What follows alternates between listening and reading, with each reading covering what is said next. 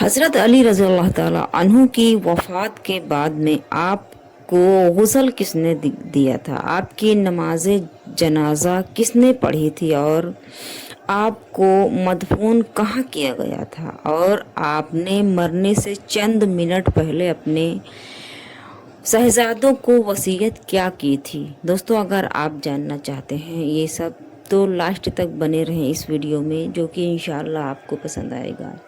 और दोस्तों, आपसे गुजारिश है, अगर आप नए हैं तो आप मेरे चैनल को सब्सक्राइब कर लें ताकि आपको ऐसे ही बेहतरीन वाक़यात आगे भी मिलते रहें। दोस्तों, हज़रत सैयदना अली मुर्तज़ा रज़ी अल्लाह ताला अन्हु ने अपने बच्चों को यानी अपने शहजादों को वसीयत करने के बाद, दोस्तों वसीयत क्या की थी वो अभी मैं आपको बाद में बताऊंगी, लेकिन पहले वसीयत करने के बाद में कलमा पढ़ा आपने, ला इलाहा इल्लल्लाह मुहम्मद रसूलुल्लाह, और अपनी जान मालिक हकीकी के सुपुर्द कर दी, यानी कि आपकी रूह कब्ज़ हो गई, आपकी रूह आलमी परवास पर चली गई।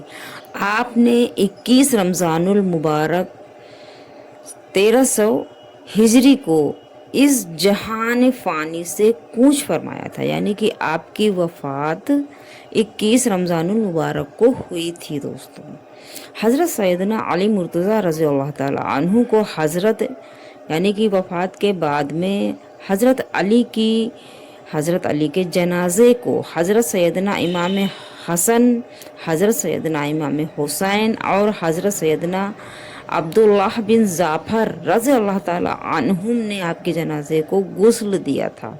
हज़रत सैयदना इमाम हसन रज़ी अल्लाह ताला अन्हु ने आपकी नमाज जनाजा पढ़ाई थी और आपको दार अलमारत कूफा में सुपुर्द खाक किया था, यानी कि आपको आपकी कब्र मुबारक कूफा में आपको खाके सुपुर्द किया था। कुछ रवायत के मुताबिक है दोस्तों कि हज़रत सैयदना अली मुर्तज़ा रज़ी अल्लाह ताला अन्हु को कूफा की जामा मस्जिद में मदफून किया गया है, जबकि कुछ रवायत के मुताबिक आपको कूफा से 17 किलोमीटर मदफून किया गया था।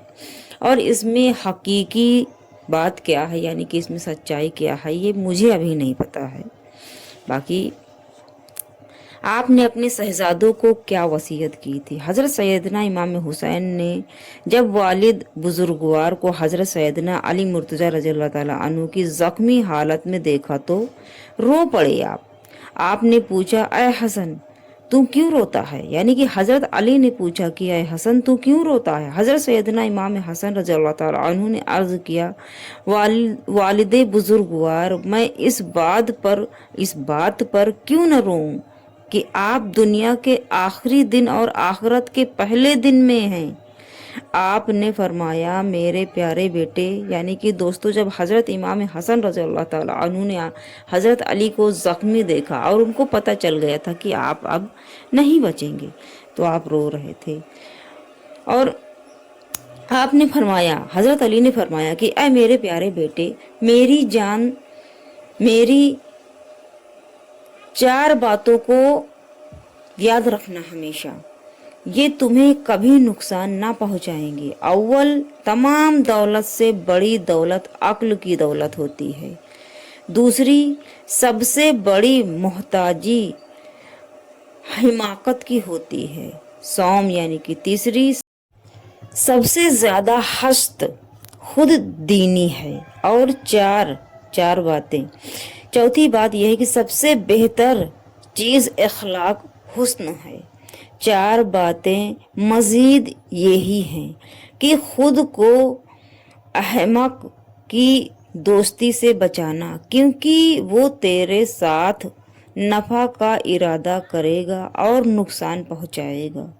अपने आप को झूठों की दोस्ती से बचाना, क्योंकि वो तुझे दूर के लोगों को तुझसे قریب کرے گا اور قریب کے لوگوں کو تجھ سے دور کرے گا۔ اپنے آپ کو بخیل کی دوستی سے بچانا، کیونکہ وہ تجھ سے اس چیز کو دور کرے گا جس کی تجھے زیادہ ضرورت ہوگی۔ اپنے آپ کو فاسق کی دوستی سے بچانا، کیونکہ وہ تجھے معمولی سے چیز کے لیے یعنی معمولی شے کی خاطر بیچ دے گا۔ یہ حضرت علی کا فرمان اپنے شہزادے حضرت امام حسن کے لیے تھا۔ اور حضرت سیدنا علی مرتضیٰ رضی اللہ تعالیٰ عنہ کا جب وقت وصال کا قریب آیا تو آپ نے اپنے شہزادوں کو طلب کیا، یعنی کہ اپنے شہزادوں کو بلایا اور فرمایا، ان سے ذیل کی وصیت کی آپ نے، یعنی کہ اپنے شہزادوں سے آپ نے وصیت کی، میرے بچوں میں تمہیں اللہ تعالیٰ سے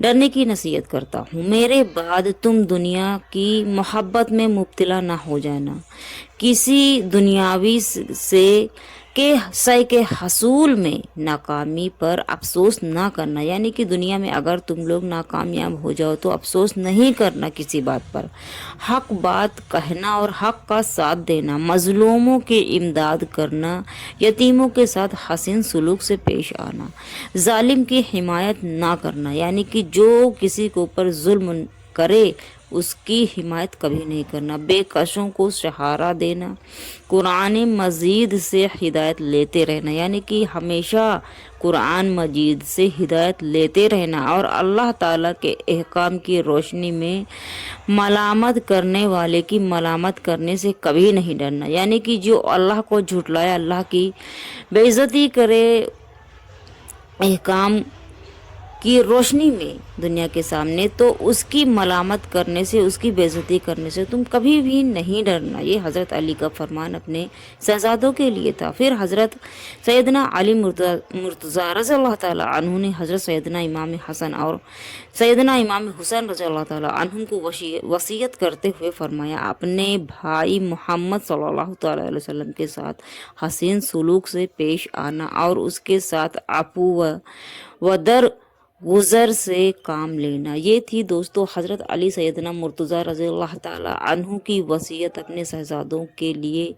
آپ نے کیا وصیت کی؟ اپنے وفات سے چند منٹ پہلے کی یہ بات ہے جو میں نے ابھی آپ کو بتائی ہے دوستو۔ اور آپ کی وفات کیسے ہوئی، آپ کا نماز جنازہ کس نے ادا کیا، اور آپ کو مرنے کے بعد آپ کے غسل کس نے دیا، اور آپ کی وفات کون سی ڈیٹ کی ہوئی تھی، یہ سب میں نے اس ویڈیو میں بیان کیا۔ اور دوستو انشاءاللہ آپ کو یہ پسند آیا ہوگا، اور آپ سے ایک بار پھر سے ریکویسٹ کروں گی کہ آپ میرے چینل کو سبسکرائب کر کے میری ویڈیو کو لائک شیئر اینڈ کمنٹ کر لیں دوستو۔ اور اگر آپ کو کوئی سوال اسلام سے ریلیٹیو کرنا ہے تو آپ کمنٹس باکس میں کر سکتے ہیں، جس کا جواب انشاءاللہ تعالیٰ آپ کو میں ضرور سے ضرور دوں گی۔ اور اگر آپ کو سمجھنے میں یا سمجھانے میں مجھ سے کوئی غلطی ہوئی ہو، آپ کو کچھ سمجھ میں نہ آیا ہو تو معذرت چاہوں گی، اور آپ پوچھ سکتے ہیں کمنٹس باکس میں جو بھی آپ کو پوچھنا ہو۔ اللہ حافظ۔